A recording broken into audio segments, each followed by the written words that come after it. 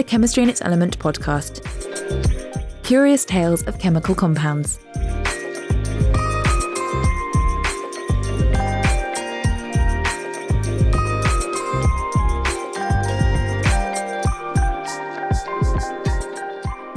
This week, Katrina Krämer serves up the hunger hormone that taught us some fundamental facts about fat and might lead to a new definition of obesity.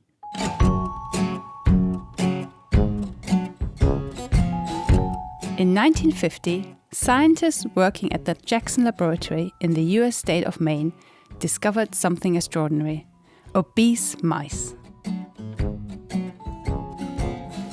Fat rodents may not seem to be something to be particularly excited about, but studying them would eventually lead to the discovery of how a hormone called leptin regulates hunger and how genetics influence body weight.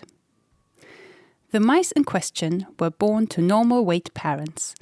At first, the baby mice looked just like any other, but from the age of 6 weeks, they started eating voraciously, never seeming to feel full. As a result, they became massively obese, weighing 4 times as much as normal mice. What the scientists had found was a type of mouse whose genetic mutation caused excessive eating. Scientists put forth hundreds of different hypotheses about the function and identity of the gene, none of which proved to be correct. But in May 1994, a US researcher called Jeffrey Friedman had a eureka moment.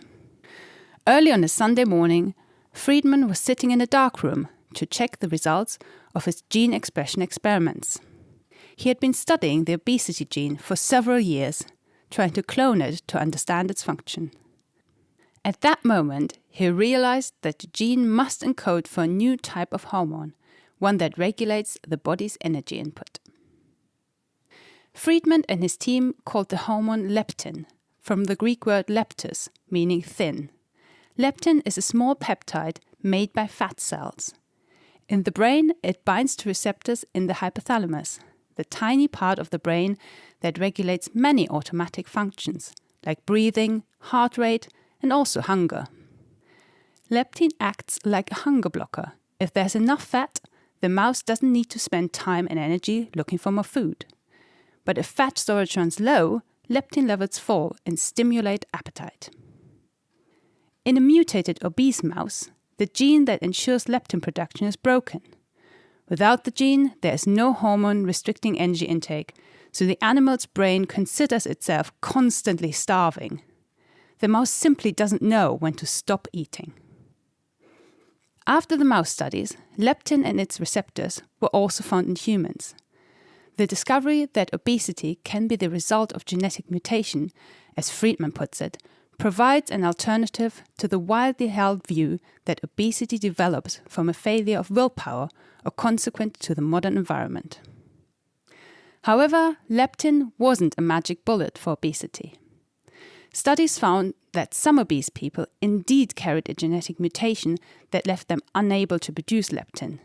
Giving those people leptin resulted in dramatic weight loss.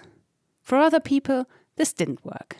There are in fact many overweight people that produce plenty of leptin, but their bodies fail to respond to it.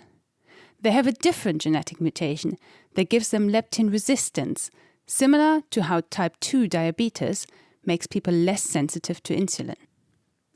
Nevertheless, the discovery of leptin was a revelation. Tens of thousands of studies were published on the hormone in the years following 1994. It also cemented the fact that fat cells aren't just passive energy storage structures. Here's Dharani Abhay-Singha, a researcher from Sri Lanka working with leptin. People merely considered fat cells as a place to store excess body fat.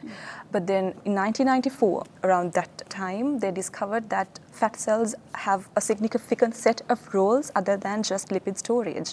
And one of those important roles is the production of hormones, and leptin is one of those hormones produced by fat cells. Fat, like the pancreas and the thyroid gland, is an endocrine organ.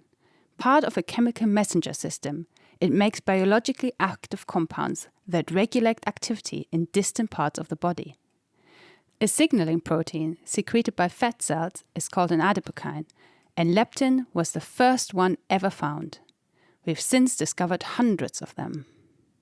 But leptin has not only helped scientists appreciate the important role fat cells play in the body, it could also help redefine how we measure a person's body condition. A common shorthand for fitness is BMI, body mass index. Defined as the body mass divided by the square of the body height, its origins go as far back as 1830. It is used in clinical practice to identify under or overweight individuals. It is also the basis for public health risk studies, policies and legislation. But it is not without flaws. Here's Dharani again. Obesity is defined as a disease related to excessive body fat. But then currently it is measured using BMI or body mass index mainly. It takes the total body weight into account, not just the fat mass. Total body weight includes both fat mass and lean mass, which is muscle and bone mass. But what is responsible for obesity is only the fat mass. So it's actually misleading. So like certain individuals who've been categorized to be normal weight could actually be obese if their fat mass alone is considered.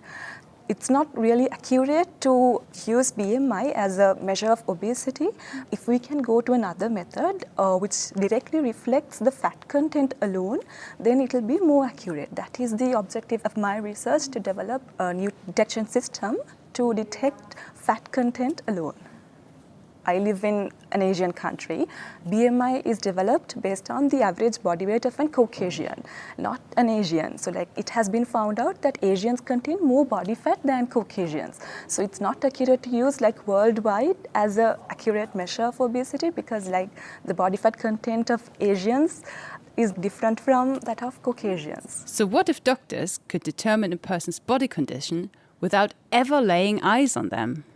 The leptin concentration in the blood is proportional to the fat amount of a person's body because it is produced by fat cells.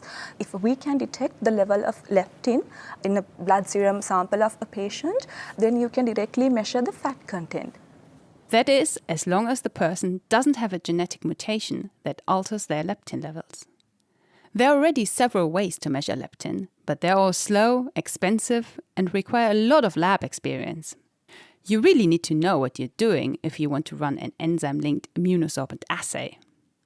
Dharani wanted to create a leptin sensor that could be used on the spot in every clinic. She created silver nanoparticles carrying anti-leptin antibodies on their surface. These are proteins that specifically bind to leptin. I found out that in the presence of leptin, the nanosensors I've developed, antibody-modified nanoparticles, they tend to aggregate.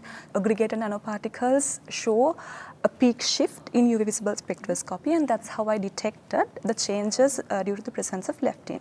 Leptin contains multiple binding sites for its antibody anti-leptin, and anti-leptin antibodies are also highly specific for leptin.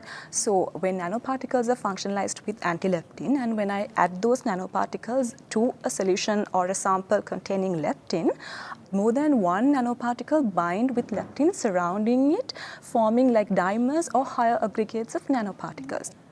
So the more leptin there is, the stronger the signal shift. Simple.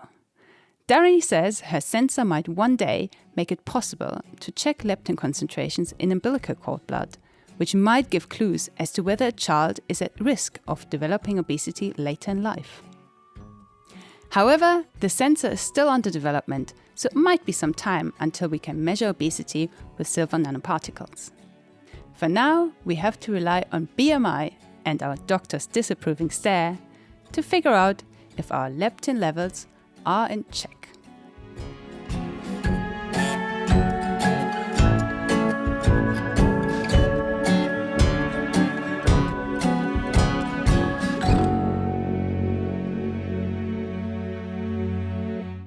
That was Katrina Krämer with Leptin. Next week, Harriet Brewerton on the many uses and disastrous consequences of fipronil. It is used in cockroach traps and is the main active ingredient in many spot-on treatments used by cat and dog owners to control fleas, ticks and ear mites. Join Harriet next time. And until then, let us know if there are any compounds that you would like us to research on your behalf. Email chemistryworld@rsc.org or tweet @chemistryworld. You'll find all of our previously published pods at chemistryworld.com/podcasts. I'm Ben Valsler. Thank you for joining me.